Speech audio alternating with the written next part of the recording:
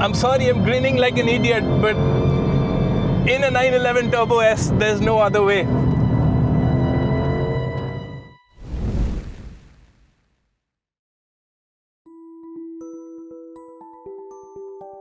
Ladies and gentlemen, say hello to the most powerful Porsche 911 yet, the new Turbo S.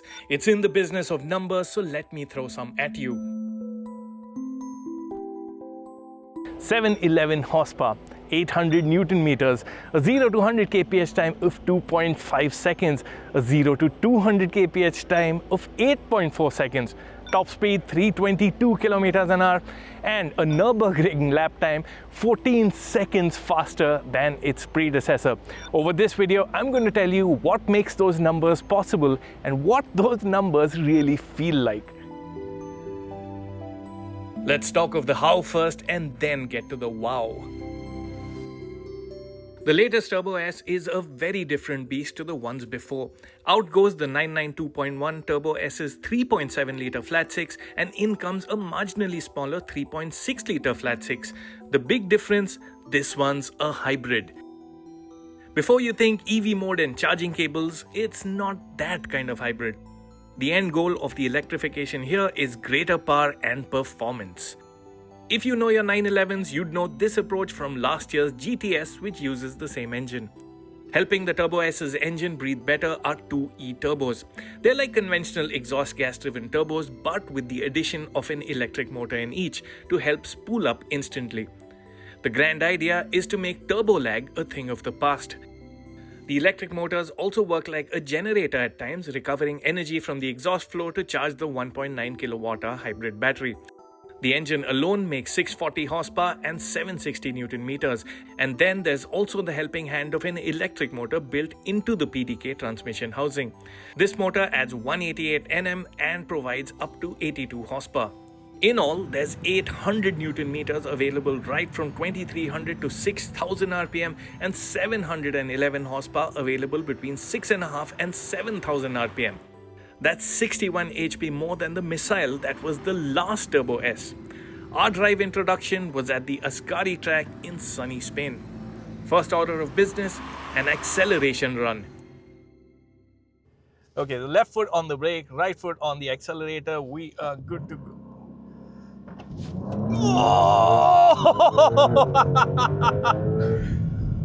Oh! Porsche claims a 0 to 100 kph time of 2.5 seconds and the thrust tells me it could just be faster still. The pushback on launch is real and you feel the front wheels go light on takeoff. Just for perspective, at 100 kph, this Turbo S is a full 2 car lengths ahead of the older Turbo S that did the 0 to 100 kph dash in 2.7 seconds. Just wild. And that's just the start of it. Keeping your foot pinned to the accelerator is an act only possible on a racetrack. Acceleration really feels relentless. Turbo lag? What's that? Now, around slow corners, you typically perhaps feel turbo lag, but not here. It is responsive like this. It's always waiting for some sort of input from you on the accelerator pedal and it is ready to give. Sucking you into the drive is the sound. Clearly, no one told Porsche that turbo cars are not supposed to sound good because this one is loud, it's angry, and it revs to 7,500 RPM. Porsche says the engine's asymmetric timing has added frequencies to the sound, yielding a more wholesome soundtrack from the weight-saving titanium exhaust. The engine is absolutely ace, but keeping the rear engine 711 horsepower Turbo S pointed in the right direction is no easy feat. Enter all-wheel drive, rear-wheel steer and active electro-hydraulic roll stabilization. Let me first and foremost tell you, the Ascari track is just exceptional. It takes the best corners from the tracks all around the world and makes them joins them in this one mad ribbon of tarmac in the Spanish countryside. Exceptional. Now we went through a lot of slideshows on all the wizardry that's gone into the chassis of the 911 Turbo S, and boy oh boy does it all come together. What a riveting car. It just grips and grips and grips and grips. Changes in camber just do not disturb the 911. It's just glued to the road. I mean, it just gives you immense confidence. 711 horsepower is not a small figure, but the fact that you can use it is just incredible. Mind you, the Turbo S's hybrid system has added 85 kgs to weight, taking the curb weight figure to a rather portly 1725 kgs. But you can't tell so from behind the wheel. There's a precision to the handling that makes this 911 feel lighter and smaller than it is. The Turbo S is just as eager to slow down. These cars have been at it for the past couple of days.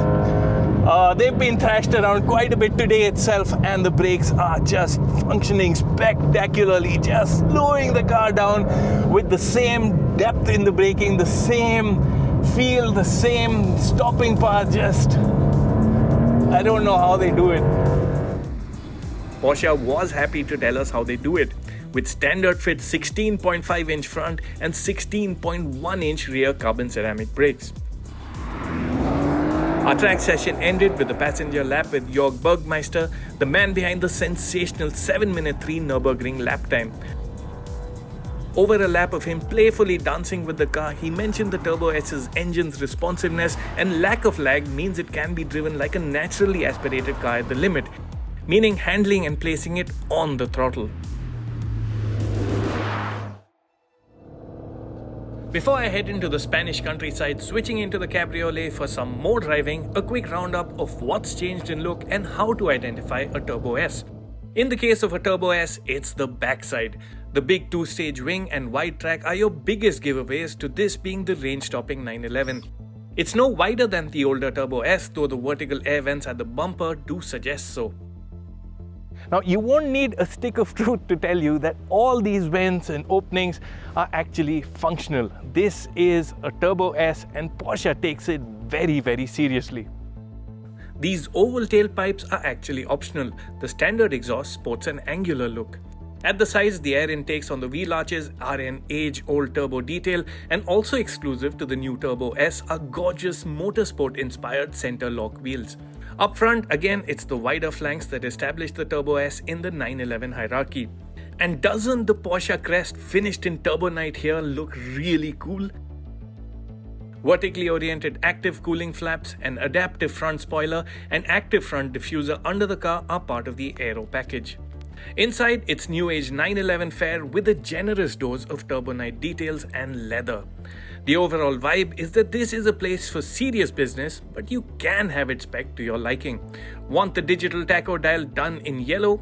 Porsche will be only too happy to oblige, for big money of course. Before we proceed, I have to admit, in my excitement to talk of the Turbo S, I forgot to fold the roof down at the time of filming my bites, so pardon the mismatch between interior and exterior shots. Now, Porsche stresses on the Turbo S's everyday usability, and it's not marketing fluff. What puts you at immediate ease in any 911 is the level of visibility. You get these thin A-pillars, a large glass house. You have a lovely reference point with these juicy flanks in front. So it's an easy car to get comfortable in, and by extension, that means it's an easy car to drive fast. And conditions permitting, you will drive fast. The engine eggs you to make the most of the smallest of opportunities. You put your foot down and it responds like this. It's always waiting for some kind of input from you on the throttle pedal. It just does not behave like a turbo. The Turbo S is just magnetically attracted to the next corner. It slingshots you from corner to corner, and then ever so gently just turns as you want it, as you need it. No drama, a whole lot of grip.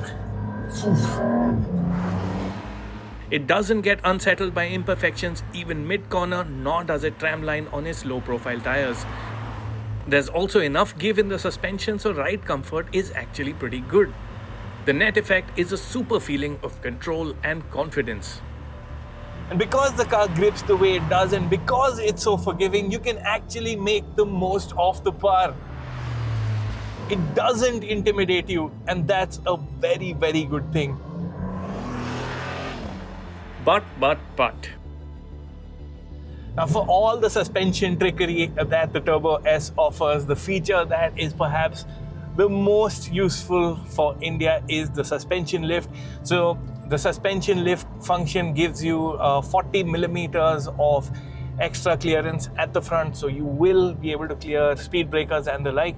And with the new electronic systems, it's become faster, so going from its base position to its highest position takes just about 3.5 seconds.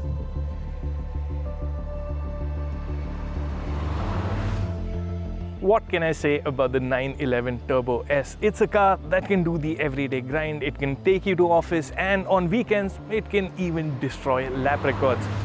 Should the opportunity arise, you could even give the keys to your grandmother and she will smoke people on a drag mate. It is that forgiving and that easy to drive fast.